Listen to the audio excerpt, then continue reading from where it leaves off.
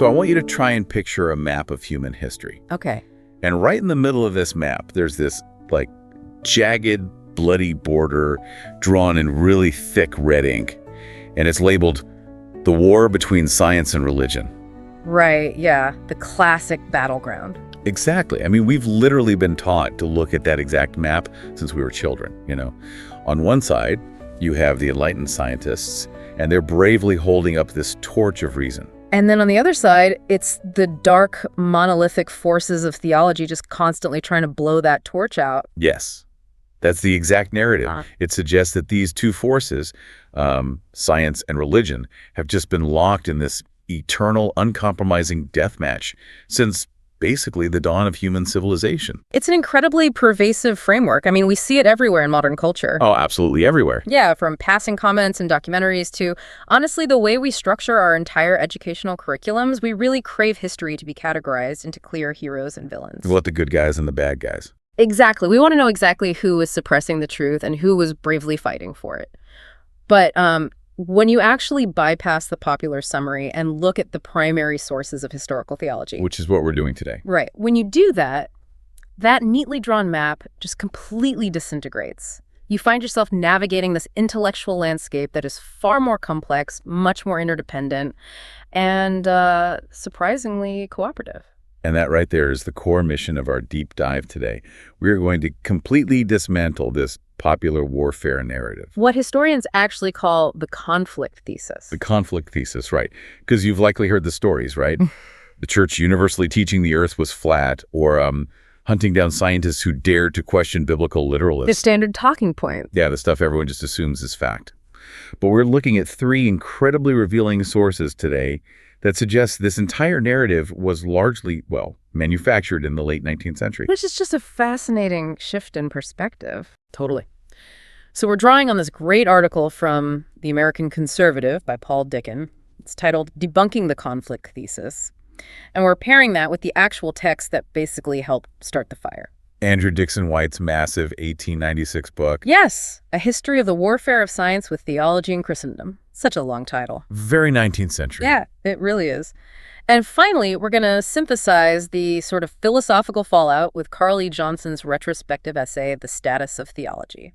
And you know what's fascinating here is how historical narratives are shaped. They're often shaped far more by the immediate political and social anxieties of the people writing them rather than by the actual events of the past. Right, like they're projecting their own issues backward. Exactly. The architects of the supposed war were projecting their own 19th century battles backwards onto the medieval and Renaissance periods. Okay, so let's start by clearing away the underbrush of these myths. Because if the idea of an eternal war is a relatively recent innovation, I really want to know who fired the first shot. Right, who started the rumor. Yeah. And according to Paul Dickens' article, this traces back primarily to two men. There's John William Draper, who wrote this highly influential book in 1874. And then Andrew Dickson White with his massive 2-volume history in 1896. Right. And Dickens argues that between the two of them, they essentially created a mythical Dark Ages completely out of thin air. They really did. Like, they painted this picture of an era just rife with Christian cancel culture, where natural philosophy was deplatformed and Greco-Roman learning was ruthlessly purged. But the historical record simply does not support their assertions. I mean, not at all. A perfect case study of this fabrication is the whole flat Earth myth. Oh man, the flat Earth myth. I think everyone listening can picture the exact scene from their elementary school history books. Oh, for sure. It's like Christopher Columbus is standing before this council of stubborn, bearded clerics.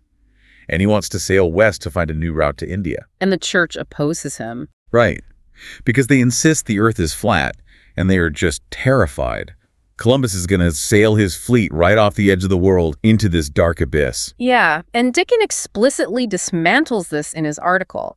He points out that nobody, and I mean nobody, had believed the earth was flat since the very first time an ancient mariner watched a ship's hull disappear beneath the horizon. Because the mast was still visible. Exactly. The concept of a spherical earth was well known, it was mathematically modeled, and it was widely accepted throughout the entire medieval period. So the church didn't think the earth was flat at all? Not at all. The idea that Columbus faced theological opposition based on a flat Earth belief was entirely invented. And this is the part that just blew my mind when I read it. It was invented by the writer Washington Irving in the 19th century. Right, the fiction writer. We are literally talking about the author of The Legend of Sleepy Hollow. Like, he wrote a biography of Columbus and apparently just felt the real history was too boring. It didn't have enough drama. Exactly. It needed narrative tension. He needed a plucky underdog facing down a dogmatic establishment. So he just wrote, essentially, historical fan fiction. And it was so compelling, the writing was so good that our culture just adopted it as historical fact. Which is wild. Dickens even notes that modern flat earthism is a remarkably recent phenomenon. Yeah, it really only dates back to around the 1850s or so. Wow. It just goes to show how the mechanisms of myth-making are incredibly powerful. Oh, absolutely. When a story reinforces a cultural bias, and in this case, the bias was that medieval religion was backward, and anti-intellectual people rarely bother to check the citations. They just buy it because it fits the vibe. Precisely. Okay, so I can accept the Columbus story as an exaggeration or just totally fake. But my mind immediately goes to Galileo. Ah, yes. The ultimate trump card. Right. Because if the flat earth is a myth, I'm trying to figure out where we got this deeply ingrained idea of the church torturing scientists in dungeons, and Galileo is the guy everyone points to. He is the poster child for the conflict thesis. Yeah, the story is he looked through his telescope, saw the earth revolves around the sun, and the Inquisition just threw him in a dark cell. Well, Dickens' analysis of the Galileo affair is so crucial here for understanding how this conflict thesis actually operates. Because Galileo was never tortured. Never tortured. Never. And he was never forced to recant his findings in some dungeon. The punishment he actually received after a very long and complex trial was house arrest. Okay, but house arrest is still, arrest. True. But house arrest in this specific historical context meant being confined to the palatial villa of the Archbishop of Siena. Wait, a palatial villa? Yes, and the Archbishop was actually a close friend and supporter of his. Furthermore, Galileo continued to write and publish his scientific works long after this confinement began. That is not the dungeon story we were all told. The sources even highlight that Galileo enjoyed incredibly good relations with the church hierarchy for most of his career. He was very well respected. Yeah, like many cardinals and bishops publicly backed his science. There is this specific anecdote in the source where a prominent minister preached an angry sermon against Galileo's heliocentrism. The heliocentric model being the sun at the center. Right? Exactly. And the Catholic superiors actually forced that minister to apologize to Galileo in print. They made him retract it. Yeah, which completely flips the script on the whole narrative. It really forces us to ask who Galileo's real enemies actually were. Because the initial charges of heresy against him, they didn't come from the clergy. They didn't? Who did they come from? They came from secular academic philosophers. Wait, really? His own peers? Yes, his own colleagues in the universities. They were the ones desperately defending the scientific consensus of their era. And that consensus was Aristotelian physics, right? Exactly. It was built entirely on the works of Aristotle. Galileo's peers were the ones willing to invoke public censorship to silence a dissenting scientific voice simply because his findings threatened their academic standing. Okay, let's unpack this for a second because I want to make sure I have this straight. If the church wasn't intrinsically opposed to science-like, if they were actually forcing ministers to apologize to Galileo, why did the trial happen at all? That's the big question. Yeah, why did the church eventually step in and formally condemn the heliocentric model? If they were just supporting whatever the academic consensus was, that implies theology was somehow tied directly to physics. It was deeply fundamentally intertwined. To understand this, you really have to mentally step into the socio-political framework of the 17th century. Okay, put me in the 17th century. So, the church had successfully synthesized Christian ethics with Aristotelian physics. It wasn't just a scientific model of the planets, it was a moral architecture. A moral architecture. Can you explain what that means in this context? Right. So in the Aristotelian geocentric universe, where the Earth is at the center, the Earth isn't at the center because it's the most important or the most glorious. No, it's at the center because it is the heaviest, most fallen, corrupt part of creation. It is literally the cosmic sink. Oh, wow. I always assumed it was at the center because humans were special. That's a common misconception. But in their view, all the heavy, corrupt stuff falls to the middle.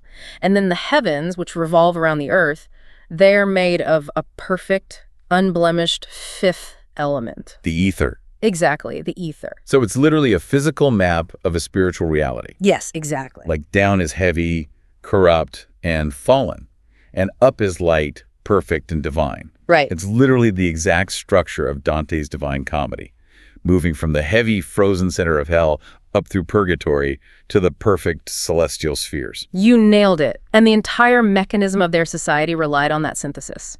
Natural laws neatly corresponded to moral imperatives. So you always knew which way was up.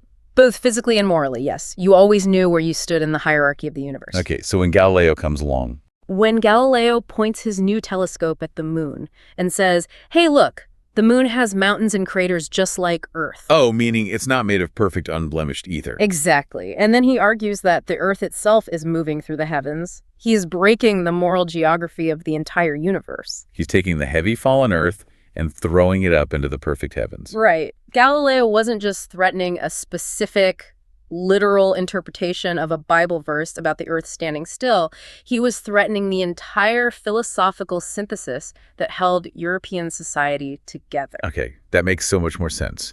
It was way less about like science versus God and much more about a new disruptive physics, terrifying an establishment whose entire social order was built on the old physics. Yes. It's like pulling the bottom block out of a Jenga tower. The whole thing threatens to collapse. That is a perfect analogy, and this brings us to a really profound question that Dickson raises in his article. Which is what? Well, if the history, according to Draper and White, is demonstrably false, I mean, if the Dark Ages weren't actually a wasteland of anti-intellectualism, and the church was actually the primary sponsor of the university system, Right. why is modern secular culture today so eager to embrace this foundation myth of intellectual martyrdom? Why do highly educated scientists continue to repeat the Draper and White myths as if they were just unquestionable facts? Exactly. Why does this false narrative persist so strongly? You know, reading the source, it almost feels like a psychological need. Like Dickson points out that even today, we see social media campaigns attempting to strip eminent scientists of their awards simply for the sin of expressing a personal belief in God. It's very reactionary. It is. The secular world seems to have basically created its own dogmatic religion, complete with a heroic creation myth about triumphing over the dark, superstitious forces of the past. And to truly understand the mechanics of how that modern secular mythology was born, we have to look really closely at the primary architect of the conflict thesis. Andrew Dickson White. Yes, Andrew Dickson White. See, I am so fascinated by White because he wasn't some fringe conspiracy theorist, you know. Oh, not at all. He was highly respected. He was an incredibly brilliant man. He was a diplomat, and he was literally the co-founder of Cornell University. A major intellectual figure of his time. Right. So why does a guy with that kind of pedigree dedicate thousands of pages to promoting a historical narrative that was fundamentally just skewed? Well, his motivations were actually intensely personal, and they were highly political. Really? Like what? So in the mid-19th century, White, alongside Ezra Cornell, set out to establish a radically new kind of university in the state of New York. Cornell University. Exactly. Their core purpose was to create an institution for advanced instruction where the sciences would have an equal, if not superior, place to the classical humanities. Okay, that sounds pretty normal to us now. Right, but most importantly, they explicitly wrote into their charter that this university would be entirely free from the control of any political party or any single religious sect. Okay, I want the listener to really think about their own educational background for a second here. Because the idea of a secular, non-denominational university, that is just the default setting for most of us today. It's standard. Yeah, it is so hard to imagine a world where that was considered a radical, dangerous idea. But in the 19th century American landscape, higher education was almost exclusively the domain of the church. They own the market. They really did. Universities were run by specific denominations, Methodist, Presbyterian, Episcopalian, and they viewed education as a direct extension of their pastoral mission. It was about shaping souls, not just minds. Exactly. So when White and Cornell pushed for this non-sectarian charter, the opposition from the religious establishment was fierce, and it was highly organized. White's own introduction to his 1896 book describes this backlash vividly, and honestly, it is intense. It was a massive PR crisis for them. He talks about how these good Protestant bishops would proclaim that all university professors should be in holy orders, like they had to be ordained. Right. And eminent divines traveled from city to city, holding these huge revivals where they just denounced the atheistic and pantheistic tendencies of this proposed education at Cornell. They saw it as a spiritual threat. Dedicated pastors actually stood in front of their congregations on Sunday mornings and actively tried to dissuade young men from matriculating there. They treated the founding of this secular university as an existential threat to American Christianity. And the specific, highly localized conflict over university funding and sectarian control, this is the actual crucible in which the warfare thesis was forged. It wasn't about the grand sweep of history at first. No, not at all. White didn't begin his career intending to write a massive, multi-volume history of a perpetual war between science and religion. He's just trying to do damage control. Exactly. He started out trying to defend his new university from a public relations nightmare. He delivered a lecture in New York, specifically to allay the fears of the public. And in that lecture, he argued that interference with science by religious authorities always results in terrible evils for both science and religion. Yes. And that single lecture gained traction. It resonated. So it grew into a series of articles and then eventually expanded into his defining 1896 book. Okay, I want to look closely at the metaphor White uses to open his book, because it is gorgeously written, but it also reveals exactly how he viewed his own work and his own mission. The story about the ice. Yes. Yeah. So he tells this story from his time serving as an American diplomat in St. Petersburg, Russia. He says he is looking out his window during the spring thaw, and he's watching these Russian peasants. He calls them the mujiks. Right, the mujiks. And they are working out on the frozen Nava River. Because over the long winter, this massive decaying ice barrier has formed, completely binding the river. It's a huge dam of ice. Right, and now the spring waters from the melting snow are pressing intensely behind it. Wreckage is piling up. It's becoming a highly dangerous situation. If it breaks all at once, it's a disaster. Exactly. If the ice breaks all at once, it will cause this devastating flood, destroying property and leaving disease and slime in its wake across the entire city. But the mujiks handle it differently. Yeah, instead of just waiting for a catastrophic break, they are out on the ice with picks and shovels.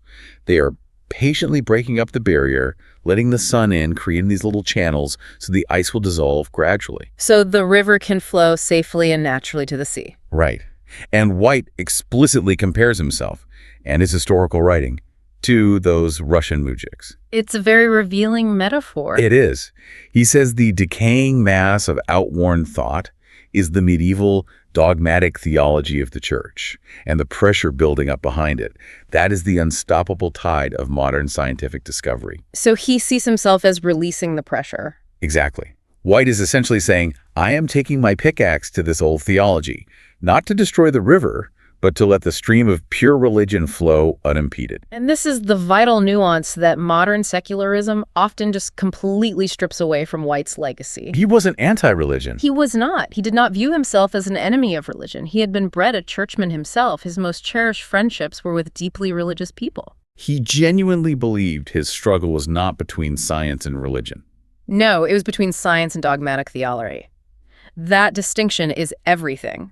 Both he and Draper genuinely believed their respective books would actually reconcile science and true faith. By clearing away the rigid mythological dogmas that they felt were just embarrassing the modern church. Right. They thought they were helping. He literally writes that he hopes to promote Christianity, not injure it. He just couldn't stand seeing religion confounded with sectarian turf wars and anti-intellectualism. But the tragedy of White's legacy, as Carl E. Johnson analyzes so well in his essay, is profound. It's a massive backfire. It really is. White's defense of a rational religion was still, at its core, a relentless polemic against historic Orthodox Christianity. He aimed to modernize faith, but his heavily biased, incredibly aggressive recounting of history did something else entirely. It provided the ammunition. Yes, it provided all the intellectual ammunition required by those who actually wanted to eradicate religion entirely. He tried to save the river by breaking the ice, but he inadvertently handed a blueprint to people who just wanted to build a concrete dam and dry the river up completely. Exactly. His book became the foundational text for the modern anti-religious secular movement. Unintended consequences on a massive historical scale. Unbelievable consequences, really. But, to truly understand why White felt the ice of theology was so dangerous and decaying, we need to dive into the theological systems that dominated the centuries prior to the scientific revolution. We have to look at what they actually believed. Right. We have to look at how the early and medieval church actually explained the physical world. because it operates on a logic that is entirely, wonderfully alien to the modern mind. And the sources detail this incredibly elaborate science that early theologians constructed. I mean, they didn't have telescopes, they didn't have fossil records. So what did they use? They had biblical texts, ancient legends, and this framework of extreme teleology. Teleology being the key word there. Right. And by teleology, we mean the belief that absolutely everything in the physical universe exists for a specific moral purpose. Everything has an end goal, a reason for being. Exactly. The world wasn't just a collection of random atoms bumping into each other.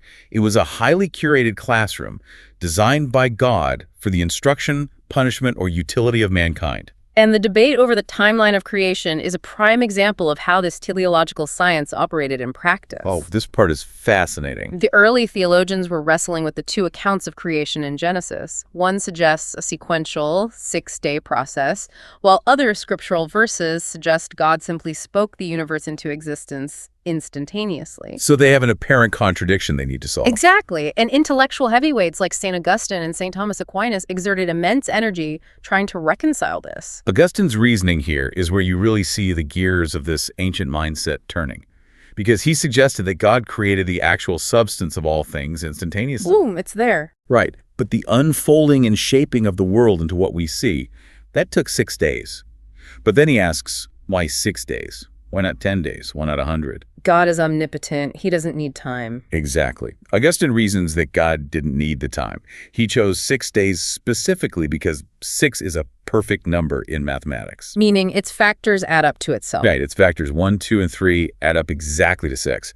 So God used 6 days to symbolize the mathematical perfection of his grand design. And, the logic there is completely airtight, provided you accept the initial premise. It makes total sense within their framework. It really does. It is a highly rational system. Yeah. It's built on the conviction that the literal text of Scripture, combined with the mystical interpretation of numbers and symbols, is the ultimate authority on natural history. And this quest for biblical precision, it just kept going. It reached its absolute zenith in the 17th century with scholars like Dr. John Lightfoot, the Vice Chancellor of Cambridge University. Yes.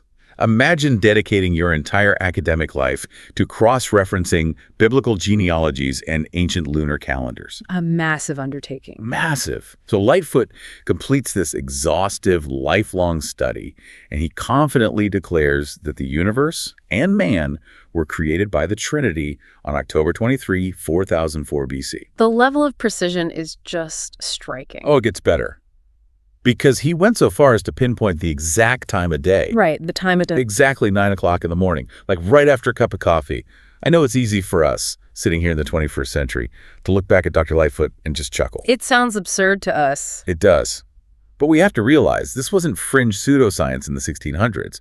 This was the pinnacle of academic scholarship. This was their peer-reviewed science. This was the equivalent of a Nobel laureate publishing a definitive paper on the age of the universe. But the teleological framework also had to account for the darker aspects of nature, which is where it gets really interesting. Dangerous stuff. Right, because if God created a perfect world specifically for humanity, why does the natural world contain elements that are actively hostile to us? Like, why are there tigers? Why do venomous snakes exist? Why do mosquitoes carry deadly diseases? And the answer they developed was intricately tied to the concept of original sin. Everything goes back to the fall. They argued that before Adam disobeyed God in the Garden of Eden, there was no death at all, and therefore there was no ferocity or venom in the animal kingdom. The physical world perfectly mirrored the spiritual state of humanity. So when man fell from grace, nature fell with him. And this belief persisted for centuries. It wasn't just a medieval idea. I mean, the prominent theologian John Wesley, writing well into the 18th century, taught this. Wesley, the founder of Methodism. Yes.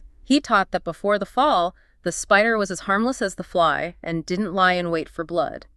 Nature's cruelty was a direct consequence and a daily visible reminder of human sin. Even St. Augustine struggled with the existence of what he called superfluous animals. Like mice and frogs. Yeah, he was like, what is the point of a mouse? He eventually concluded that while they might not be directly useful to humanity, their existence completes the intricate, unseen design of the universe. And they serve a moral purpose, too. Right. He said their capacity to annoy us serves as a check on our human pride. Which is just a brilliant theological workaround. It's amazing. God made mosquitoes to keep you humble.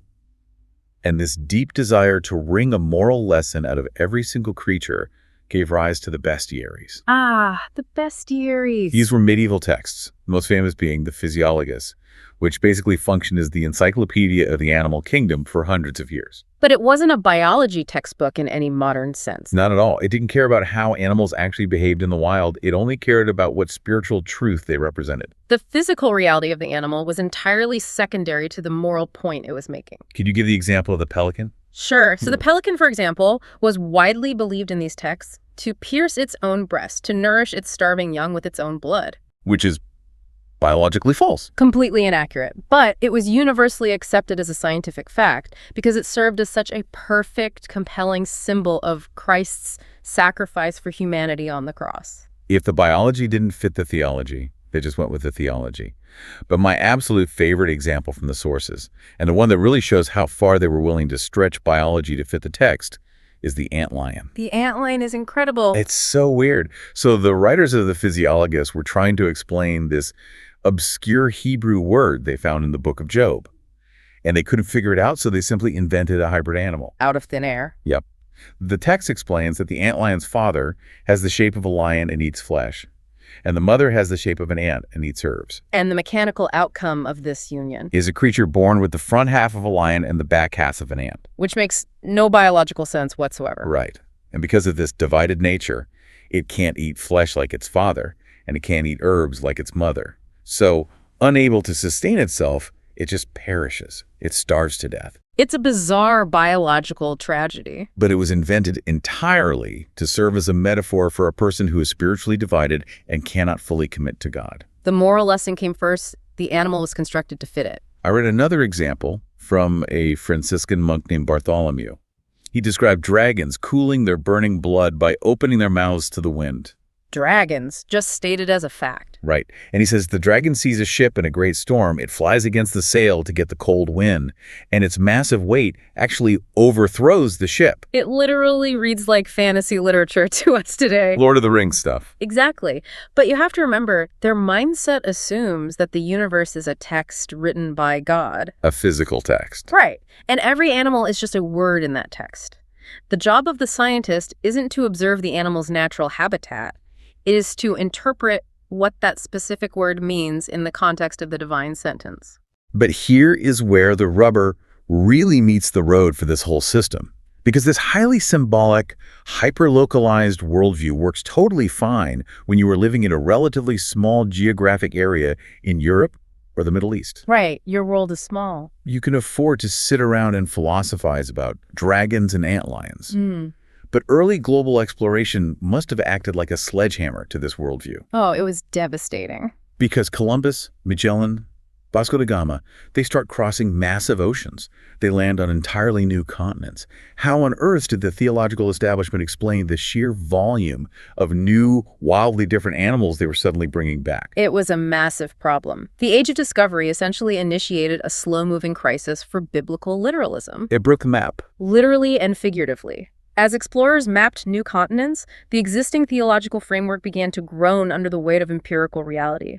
The geographic distribution of animals became this increasingly impossible puzzle. Because the literal reading of Genesis demanded a very, very specific historical timeline. It had very strict parameters. Every single species was created in the first 6 days, named by Adam in the Garden of Eden, and then a few generations later, 2 of every species were loaded onto Noah's Ark to survive a global flood.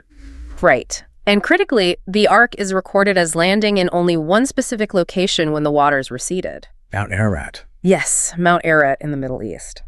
So according to this model, the biological dispersion of the entire planet had to originate from that single mountain. I really want the listener to think about the logistical nightmare this creates for a 16th century theologian. It's an unsolvable math problem. It really is. You have an explorer coming back from South America describing a sloth.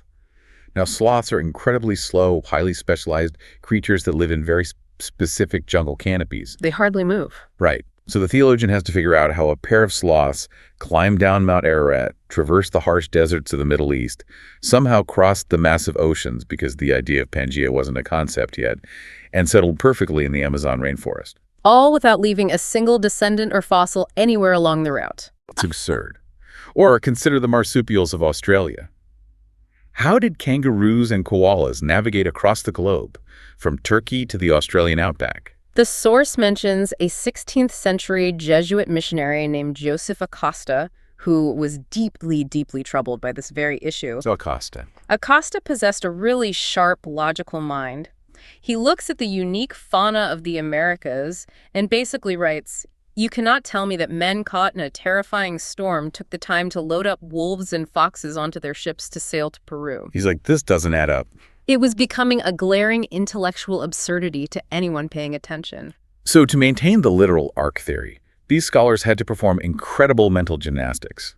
They started painstakingly calculating the dimensions of the ark, trying to figure out how you fit thousands of species on this wooden boat. Plus enough food to keep the lions from eating the zebras for an entire year. Right. Some theologians got so desperate they even proposed that angels were physically picking up animals from Ararat and airdropping them onto remote islands. The strain on the biblical narrative was immense. I mean, by the 18th century, you have eminent naturalists like Carl Linnaeus categorizing over 4,000 distinct species of animals. The sheer biodiversity was undeniable. The geographic distribution problem was the impossible puzzle that finally fractured the ice of medieval theology, to use White's metaphor. The intellectual dam was ready to break. All it needed was a new mechanism to explain the diversity of life without relying on a wooden boat in the Middle East.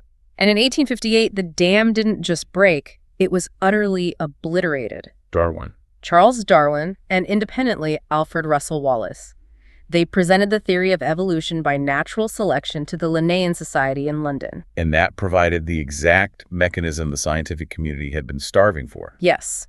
Natural selection completely bypassed the need for a literal 6-day creation or a global flood. It offered a totally different explanation. It shattered the great theological barrier known as the fixity of species. The fixity of species, what was it exactly? Yeah. That was the deeply held belief that every animal today looks exactly as it did when it was meticulously crafted by the Creator's hand in Eden.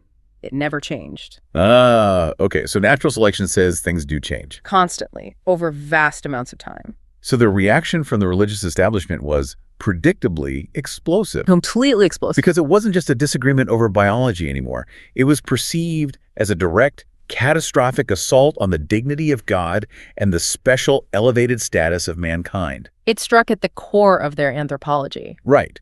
If humans evolve from lower primates, what happens to the idea that we are uniquely created in the image of God? What happens to the entire concept of original sin if there was no historical Adam? The theological panic manifested in fierce and often highly publicized opposition.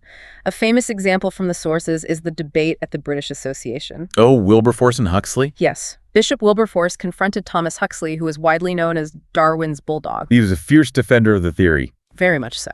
And Wilberforce, attempting to mock the theory in front of this large audience, sarcastically asked Huxley whether he claimed descent from a monkey on his grandfather's or his grandmother's side. Which honestly is a terrible debate tactic because Huxley was brilliant. You don't set up Thomas Huxley like that? No. Huxley replied that he would rather be descended from a monkey than be a man who uses his considerable intellect and eloquence to obscure the truth. A legendary intellectual burn. That exchange reverberated across the intellectual salons of all of Europe. The battle lines were firmly drawn. You had Cardinal Manning famously denouncing evolution as a brutal philosophy. The opposition was intense, absolutely, but it was also increasingly desperate. As the geological and biological evidence kept mounting, the attempts by some clerics to refute the science became, frankly, comically inept. There is a story in the sources about a Methodist bishop named Keener that perfectly captures this desperation. The coprolite story. Yes. So in 1891, decades after Darwin's publication, Bishop Keener gives this passionate speech trying to prove that evolution is just scientific nonsense. He thinks he has the smoking gun. He tells his audience to go look at the Ashley fossil beds in Charleston, South Carolina. He claims these beds prove that animals haven't evolved because they contain the bones of the muskrat, the opossum, the coprolite, and the ichthyosaurus. Which reveals a profound, almost tragic ignorance of the actual subject matter he was attempting to critique. Because a coprolite isn't a species of animal. No, it is not. It's the scientific term for fossilized dinosaur feces.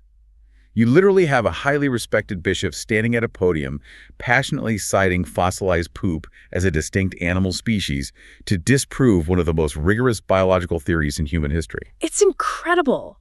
But while it highlights the absurdity of fighting observable facts, it also raises a really vital question about institutional survival. Because the church didn't disappear. Exactly. If the literalist foundations of their natural philosophy were being utterly destroyed by geology and biology, why didn't the church collapse entirely? Because institutions that survive for centuries know exactly how to adapt. The sources reveal this rapid, highly strategic pivot by the intellectual leaders of the church. They basically executed a theological retreat. Wise theologians recognized that turning Christianity into a rejection of observable reality was intellectual suicide. They saw the writing on the wall. Dr. James McCosh, the president of Princeton University at the time, is a prime example of this adaptation. What did he do? He explicitly neutralized anti-evolution preaching on his campus. And the mechanism behind his decision was simple pragmatism. He didn't want to lose the students. Exactly. He saw that if he forced his students to choose between the obvious measurable truths of science and a literal interpretation of Genesis, he would simply turn an entire generation of bright students into unbelievers. So the theologians adapted the framework. Men like the Duke of Argyll and Bishop Temple began to argue that evolution wasn't the absence of God. It was simply the majestic, unimaginably complex method by which God created. It was a shift in perspective. Instead of God being this artisan manually molding clay over 6 days, God was the ultimate lawgiver who set the universe in motion, programmed with the capacity to unfold organically over eons. Bishop Temple articulated this beautifully. He argued that it seems far more majestic, more befitting a God to whom 1,000 years are as one day, to impress his will once for all on his creation. Rather than constantly tinkering with it. Right, rather than perpetually interfering and modifying it with special manual acts. Okay, so they saved the institution by redefining the terms. But I have to push back here because this compromise fundamentally alters the relationship between the believer and the text. In what way? Well, if Genesis is no longer a historical science textbook, what is it? If the 6 days of creation and Noah's Ark are not literal material facts, aren't they just fables, just made-up stories? And that tension, that exact question of what constitutes truth if something isn't scientifically literal, is the crux of this entire conflict. It changes everything about how you read the Bible. It does, and it brings us to the final brilliant analysis provided by Carl E. Johnson in his essay, The Status of Theology. We've spent this time tracking the advances and retreats between the scientists and the theologians. But Johnson provides a philosophical plot twist. I love this part. When you look at the mechanics of how both sides were actually arguing, you realize a staggering truth. Andrew Dickson White and the fundamentalist Christians he fought against actually shared the exact same philosophical flaw. Wait, White and the fundamentalists were making the same mistake? Yes. Johnson argues they were both trapped in something called Enlightenment epistemology. Epistemology, that is a big, intimidating word. It is, but it just means the theory of how we know what we know. Yeah. How do we measure truth? What counts as knowledge? And the Enlightenment completely rewired the human brain on this issue. Completely. The Enlightenment introduced the scientific method, which was, of course, revolutionary for understanding the material world, but it also bred an obsession with objective truth, empirical data, and literal, measurable facts. If you can't measure it, it isn't real. Exactly. Slowly, the culture adopted a new rule. Knowledge is only valid if it is universal, objective, and scientifically verifiable. I think the best way to understand this trap is an analogy. The sheet music analogy. Yes. Imagine someone hands you a piece of sheet music for a beautiful symphony. The Enlightenment mind takes the paper, measures its dimensions, weighs the ink, analyzes the chemical composition of the paper, and says, this is what the music is. Here are the objective facts. They reduce it to data. Right. Meanwhile, someone else takes the paper, plays the notes on a piano, and says, no, this is what the music is. That is a perfect illustration of the conflict. Andrew Dickson White approaches the Bible like the scientist measuring the sheet music. He's measuring the ink. Yes. He reads the 6 days of creation, compares it to the geological fossil record, and says, the ink doesn't match the rocks. This book is not a book of literal scientific facts. Therefore, it is false, or at least primitive. He mocks it for failing to meet the standards of a 19th century geology textbook. And here is the profound tragedy of the fundamentalist response. Instead of rejecting White's premise— Instead of saying, you're measuring the ink, we're playing the song. Exactly. Conservative evangelicals accepted his premise. They panicked. They responded by desperately trying to prove that the Bible was an objective, historically and scientifically factual document. They adopted the rules of scientific materialism to defend a spiritual text. They fought the war on White's turf. When White said, the Bible fails the test of scientific objectivity, the fundamentalists didn't say, it's the wrong test. They said, no, it passes the test. Look at our math. And then they tied themselves into massive intellectual knots, inventing concepts like creation science to mathematically prove the Earth is 6,000 years old. In their zeal to defend the authority of Scripture, they reduced the rich, relational, and experiential nature of ancient theology to a sterile checklist of empirical data. They stripped the ancient texts of their poetic, symbolic, and mythological power in order to force them into the rigid box of modern objectivity. Which brings up C.S. Lewis.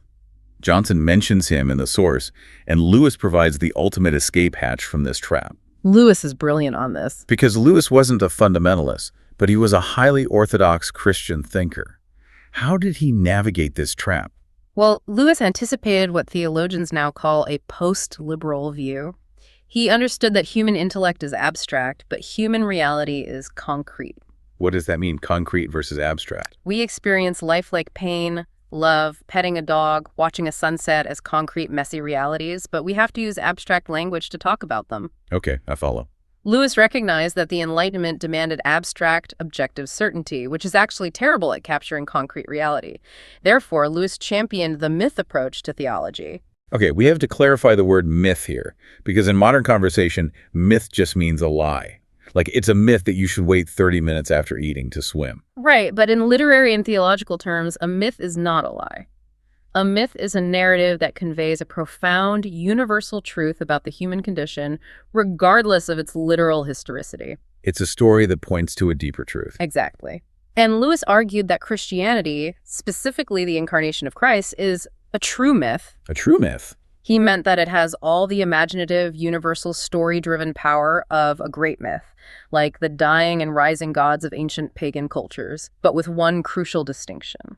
That God actually entered into history and let the myth happen in a particular place and time. Yes. Lewis is proposing that Christianity is both a historical reality and a myth, and you cannot separate the two without destroying its power. So this perspective entirely bypasses the rigid fact versus fiction binary of the Enlightenment. Completely bypasses it. It tells both the secular materialist and the religious fundamentalist, you are both using the wrong tools to measure this. It's like trying to evaluate the emotional weight of a Rembrandt painting by doing a chemical analysis of the paint. Yes. You might gather objective facts, but you have entirely missed the truth of the art. And that realization is the ultimate destination of our deep dive today. The true warfare isn't actually between science and religion. They're doing two different things. Science is a vital, beautiful tool for measuring the material world. Religion is a vital, beautiful tool for understanding meaning, purpose, and the human soul. So what is the real warfare? The real warfare is between the narrow standards of objective certainty, the insistence that absolutely everything must be empirically measurable, and the broader human experience of mystery, relationship, and narrative truth. We have charted a massive course today. I mean, we started with the intentional myth-making of 19th century historians like Draper and White. Fabricating the idea of a perpetual war in a dark age, suppressing science. We explored how their narrative obscured the historical reality of a church that actually funded, supported, and engaged in early scientific inquiry. And we dove into the fascinating, intensely logical, but ultimately doomed medieval science. A teleological world where antlions existed to teach moral lessons, and the universe was created in exactly 6 days to honor the mathematical perfection of numbers. We tracked the geographical crisis initiated by global exploration. We saw how sloths and kangaroos broke the logistical model of Noah's Ark, Setting the stage for the Darwinian Revolution. which finally shattered the old theological synthesis and forced institutional religion into a massive, painful adaptation. And finally, we discovered the ultimate irony. The war between science and religion was largely a tragic, epistemological misunderstanding. Both the secular attackers and their religious defenders were blinded by an Enlightenment obsession with objectivity. They forgot that human truth is often found in the nuance of true myth, rather than just in the cold ledger of scientific fact. So let's go back to that map we talked about at the very beginning of the show. The one with the clear border. Yeah, the one with the jagged, bloody border between science and religion. We know now that the map is a forgery. The boundaries are illusions, drawn by men who were fighting immediate, localized political battles over university funding in the 19th century. It was never a binary war. But as we close, I want you to think about your own map. Consider how you evaluate truth in your daily life. You now know that demanding absolute scientific literalism from ancient religious texts strips them of their intended power. But how far has that Enlightenment obsession infiltrated the rest of your worldview? That's the real question. If our strictly objective lens has narrowed our ability to understand ancient theology, what other areas of your human experience are you currently starving of meaning? Think about art, morality, your career, or even the way you view your own personal relationships. Are you currently insisting on viewing those things purely as data to be measured, evaluated, and optimized? Or are you willing to let go of the tape measure and allow your life to be what it truly is? A messy, concrete, deeply relational story to be lived.